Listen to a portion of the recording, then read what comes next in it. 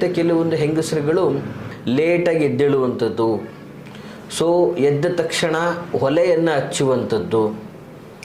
So ಹೀಗೆ ಇದೆಲ್ಲವೂ ಏನಾಗುತ್ತದೆ, ಮನೆಯಲ್ಲಿ ಲಕ್ಷ್ಮಿ ಪ್ರವೇಶಕ್ಕೆ ಅಡ್ಡಿಯಾಗ್ತದೆ.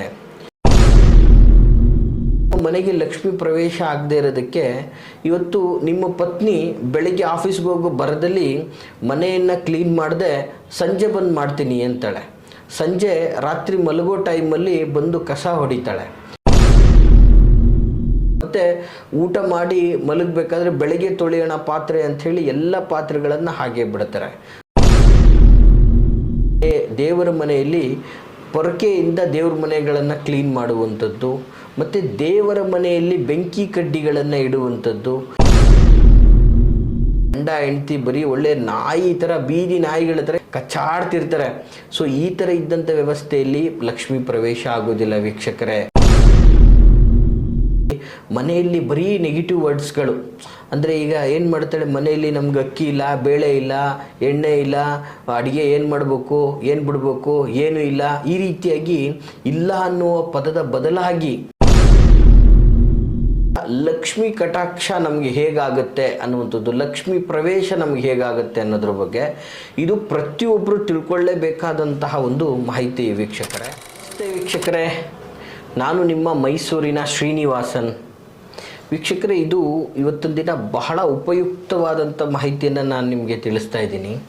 ನಿಜ ಜೀವನದಲ್ಲಿ ನಾವು ಹೇಗಿರಬೇಕು ಅನ್ನುವಂಥದ್ದು, ಯಾವುದನ್ನು ಮಾಡಬೇಕು ಯಾವುದನ್ನು ಮಾಡಬಾರ್ದು ಅನ್ನುವಂಥದ್ರ ಬಗ್ಗೆ ಒಂದು ಅದ್ಭುತ ಮಾಹಿತಿ.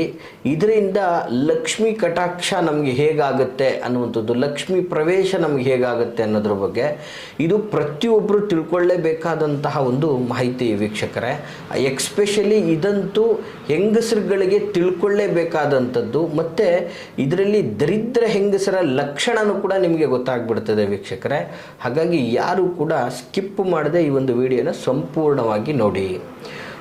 ಇವತ್ತು ಸಾಮಾನ್ಯವಾಗಿ ಏನಾಗ್ತಾ ಇರ್ತದೆ, ಒಂದು ಮನೆ ಅಥವಾ ಒಂದು ಅಭಿವೃದ್ಧಿ ಆಗಬೇಕು, ಒಂದು ಕುಟುಂಬದಲ್ಲಿ ಲಕ್ಷ್ಮಿ ಪ್ರವೇಶನೇ ಆಗ್ತಾ ಇರಲ್ಲ, ಮನೆಯಲ್ಲಿ ದುಡ್ಡೇ ನಿಲ್ತಾ ಇರಲ್ಲ. ಸೊ ಏನು ಮಾಡ್ತಾ ಇರ್ತಾರೆ, ಇವತ್ತು ಲಕ್ಷ್ಮಿ ಕಟಾಕ್ಷ ಆಗಬೇಕು, ಇವತ್ತು ಮನೆಯಲ್ಲಿ ಅಭಿವೃದ್ಧಿ ಆಗಬೇಕು. ಈಗ ಏನಾಗ್ತಾ ಇರುತ್ತೆ, ಕೆಲವೊಂದು ಹೆಂಗಸರುಗಳು ಮನೆಯಲ್ಲಿ ಲೇಟಾಗಿ ಎದ್ದೇಳುವಂಥದ್ದು, ಸೊ ಎದ್ದ ತಕ್ಷಣ ಒಲೆಯನ್ನು ಹಚ್ಚುವಂಥದ್ದು. ಸೊ ಹೀಗೆ ಇದೆಲ್ಲವೂ ಏನಾಗುತ್ತದೆ, ಮನೆಯಲ್ಲಿ ಲಕ್ಷ್ಮಿ ಪ್ರವೇಶಕ್ಕೆ ಅಡ್ಡಿಯಾಗ್ತದೆ. ಅನಂತರ ಇವತ್ತು ನೋಡಿ, ಬ್ಯುಸಿ ಜೀವನ. ಇವತ್ತು ಸಮಾಜದಲ್ಲಿ ಗಂಡನು ದುಡಿಬೇಕು, ಹೆಂಡತಿನೂ ದುಡಿಬೇಕು, ಹೆಂಡತಿನೂ ದುಡಿತಾ ಇದ್ದಾನೆ, ಗಂಡನು ದುಡಿತಾ ಇದ್ದಾನೆ, ದುಡ್ಡೇ ಉಳಿತಾಯ ಆಗ್ತಾ ಇಲ್ಲ. ಕಾರಣಗಳೇನಂತಂದರೆ, ಇವತ್ತು ನಿಮ್ಮ ಮನೆಗೆ ಲಕ್ಷ್ಮಿ ಪ್ರವೇಶ ಆಗದೆ ಇರೋದಕ್ಕೆ ಇವತ್ತು ನಿಮ್ಮ ಪತ್ನಿ ಬೆಳಗ್ಗೆ ಆಫೀಸ್ಗೆ ಹೋಗೋ ಬರದಲ್ಲಿ ಮನೆಯನ್ನು ಕ್ಲೀನ್ ಮಾಡದೆ ಸಂಜೆ ಬಂದು ಮಾಡ್ತೀನಿ ಅಂತಾಳೆ. ಸಂಜೆ ರಾತ್ರಿ ಮಲಗೋ ಟೈಮಲ್ಲಿ ಬಂದು ಕಸ ಹೊಡಿತಾಳೆ. ಸೊ ಈ ರೀತಿ ಮಾಡೋದು ಒಂದು ಲಕ್ಷ್ಮಿಗೆ ಅದು ಆಕ್ಷೇಪ ಆಗ್ತದೆ. ಅಂದರೆ ಲಕ್ಷ್ಮಿ ಪ್ರವೇಶ ಆಗಲಿಕ್ಕೆ ಹಿಂಜರಿತಾಳೆ. ಮತ್ತು ಊಟ ಮಾಡಿ ಮಲಗಬೇಕಾದ್ರೆ ಬೆಳಗ್ಗೆ ತೊಳೆಯೋಣ ಪಾತ್ರೆ ಅಂಥೇಳಿ ಎಲ್ಲ ಪಾತ್ರೆಗಳನ್ನು ಹಾಗೆ ಬಿಡ್ತಾರೆ. ಸೊ ಇದು ಕೂಡ ದರಿದ್ರದ ಒಂದು ವ್ಯವಸ್ಥೆ, ಲಕ್ಷ್ಮಿ ಪ್ರವೇಶ ಆಗೋದಿಲ್ಲ.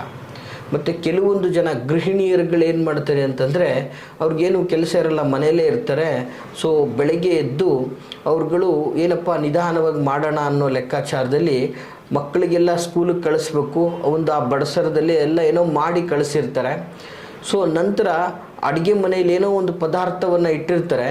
ಸೊ ದೇವರಿಗೆ ಪೂಜೆ ಮಾಡ್ತಾ ಕೂತಿರ್ತಾರೆ. ಅಂದರೆ ಗಮನ ಅಡುಗೆ ಮನೆ ಮೇಲಿರುತ್ತೆ, ದೇವ್ರ ಬಗ್ಗೆ ಏನೋ ಒಂದು ಮಾಡಬೇಕು, ಕಾಟಾಚಾರಕ್ಕೆ ಪೂಜೆಗಳನ್ನು ಮಾಡ್ತಾ ಇರ್ತಾರೆ. ಈ ರೀತಿಯಾಗಿ ಮಾಡಿದಾಗ ಏನಾಗುತ್ತೆ, ಲಕ್ಷ್ಮೀ ಪ್ರವೇಶ ಆಗೋದಿಲ್ಲ.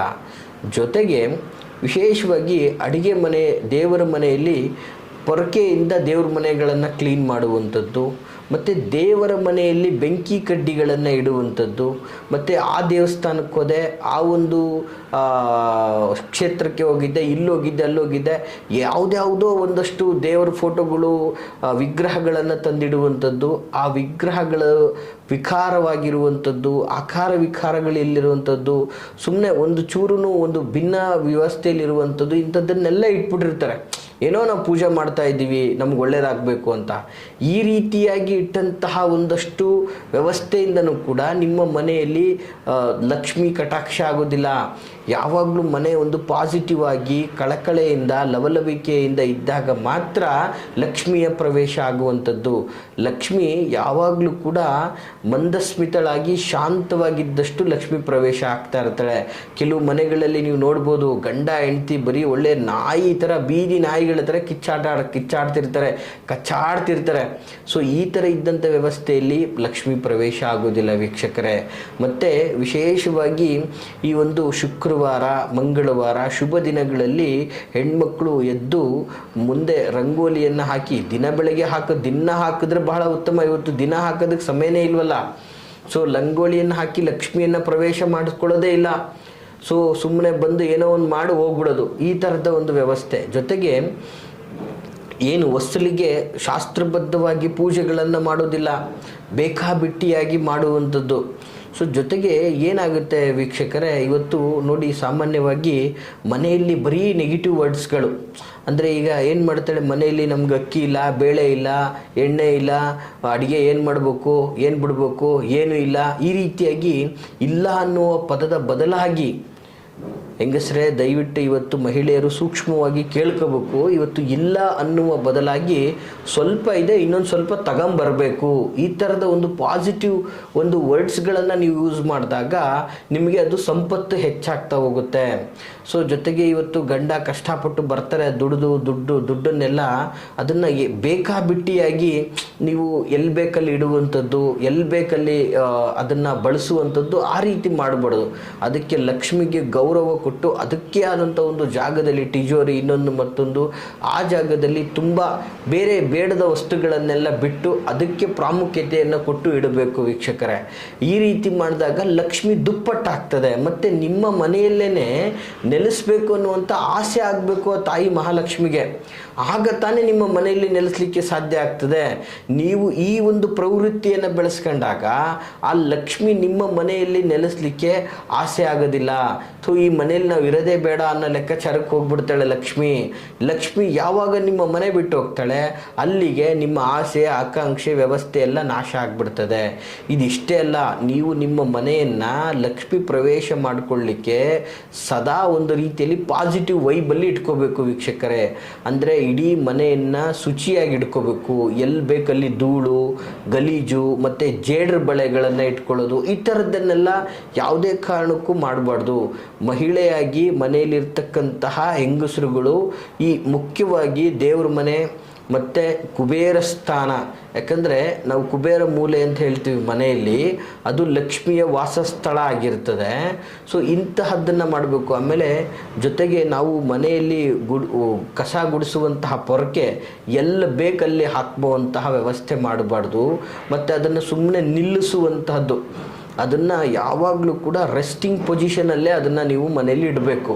ಮತ್ತು ಅದನ್ನು ಯಾವಾಗಲೂ ಕೂಡ ತಗೊಂಡೋಗಿ ಅಡುಗೆ ಮನೆಯಲ್ಲಿ ಇಡ್ತಾರೆ, ಅಡುಗೆ ಮನೆಯಲ್ಲಿ ಇಡಬಾರ್ದು ವೀಕ್ಷಕರೇ. ಅದನ್ನು ಯಾವುದಾದ್ರೂ ಒಂದು ಸ್ಥಳದಲ್ಲಿ ಮಲಗಿರುವಂತಹ ರೆಸ್ಟ್ ಕೊಡುವಂತಹ ಪೊಸಿಷನ್ನಲ್ಲಿ ಇಡಬೇಕಾಗ್ತದೆ. ಸೊ ಈ ರೀತಿ ಆದಾಗ ಮಾತ್ರ ಲಕ್ಷ್ಮಿ ನಿಮ್ಮ ಮನೆಗೆ ಪ್ರವೇಶವನ್ನು ಹೊಂದುತ್ತಾಳೆ. ಹಾಗೆ ಪ್ರತಿದಿನ ನೀವು ಮನೆಯನ್ನು ಒರೆಸಬೇಕಾದ್ರೆ ವಿಶೇಷವಾಗಿ ಒಂದು ಸ್ವಲ್ಪ ಉಪ್ಪನ್ನು ಹಾಕಿ ಮನೆಯನ್ನು ಒರೆಸಬೇಕಾಗ್ತದೆ. ಆಗ ಮನೆಯಲ್ಲಿರ್ತಕ್ಕಂತಹ ನೆಗೆಟಿವಿಟಿ ನಾಶ ಆಗ್ತದೆ. ಸೊ ಕಂಪ್ಲೀಟ್ ಪಾಸಿಟಿವ್ ವ್ಯವಸ್ಥೆಗೆ ಬರುತ್ತೆ. ಮತ್ತು ಮನೆಯಲ್ಲಿ ಸದಾ ನೆಗೆಟಿವ್ ವರ್ಡ್ಸ್ಗಳನ್ನು ಬಿಡಬೇಕು, ತಾಳ್ಮೆಯಿಂದ ಇರುವಂತಹ ಕಲಿಬೇಕಾಗ್ತದೆ. ಜೊತೆಗೆ ದೇವರ ಮನೆಯನ್ನು ಕಸ ಗುಡಿಸುವ ರೀತಿಯಲ್ಲಿ ಗುಡಿಸ್ಬಾರ್ದು. ಒಂದು ಬಟ್ಟೆಯಲ್ಲೇ ಅದನ್ನು ಕ್ಲೀನ್ ಮಾಡ್ಕೋಬೇಕು. ಮತ್ತು ಬೇಡದ ವಸ್ತುಗಳನ್ನು ದೇವರ ಮನೆಯಲ್ಲಿ ಇಡಬಾರ್ದು ವೀಕ್ಷಕರೇ. ಜೊತೆಗೆ ನಿಮ್ಮ ಅಡಿಗೆಯ ಕೋಣೆಯಲ್ಲೂ ಸಹ ಯಾವುದು ಅಕ್ಕಿ ಇಲ್ಲ, ಬೇಳೆ ಇಲ್ಲ, ಉಪ್ಪಿಲ್ಲ, ಇನ್ನೊಂದಿಲ್ಲ, ಮತ್ತೊಂದಿಲ್ಲ ಅಂತ ಬರೀ ಇಲ್ಲ ಅನ್ನುವಂಥ ವ್ಯವಸ್ಥೆಗೆ ಹೋಗಬಾರ್ದು. ಸ್ವಲ್ಪ ಇದೆ, ಇನ್ನೂ ಸ್ವಲ್ಪ ತರಬೇಕಾಗಿದೆ, ಈ ಒಂದು ರೀತಿಯಲ್ಲಿ ಬರುವ ರೀತಿಯಲ್ಲೇ ನೀವು ಮಾತಾಡ್ಕೋಬೇಕೇ ಹೊರತು ಇಲ್ಲ ಅನ್ನುವಂತಹ ಪದಾರ್ಥಗಳನ್ನು ನೀವು ತೆಗೆದುಹಾಕಬೇಕಾಗ್ತದೆ.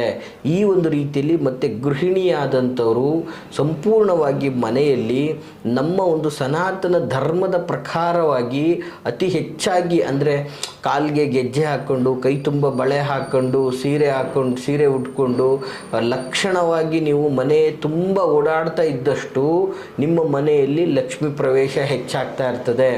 ಸೊ ಇವೆಲ್ಲವೂ ಕೂಡ ಮನೆಯಲ್ಲಿ ಒಂದು ಪಾಸಿಟಿವ್ ವೈಬನ್ನು ಕ್ರಿಯೇಟ್ ಮಾಡ್ತದೆ ವೀಕ್ಷಕರೇ.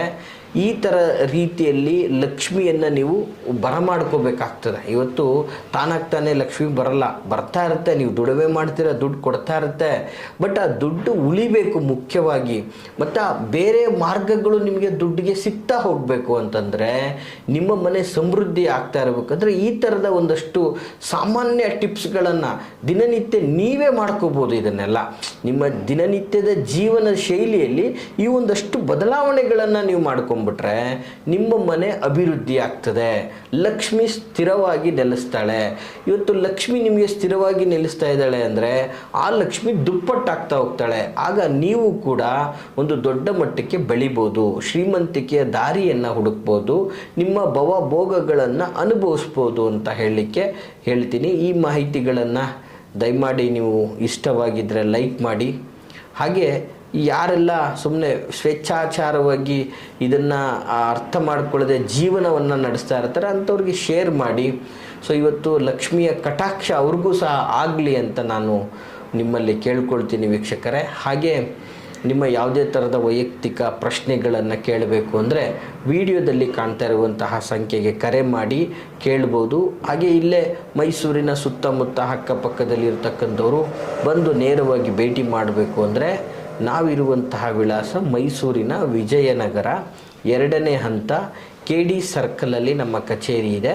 ಬಂದು ನಮ್ಮನ್ನು ಭೇಟಿಯಾಗ್ಬೋದು ಅಂತ ಈ ಮೂಲಕ ಹೇಳಲಿಕ್ಕೆ ಇಷ್ಟಪಡ್ತೀನಿ ವೀಕ್ಷಕರೇ. ಎಲ್ರಿಗೂ ಶುಭವಾಗಲಿ. ನಮಸ್ಕಾರ.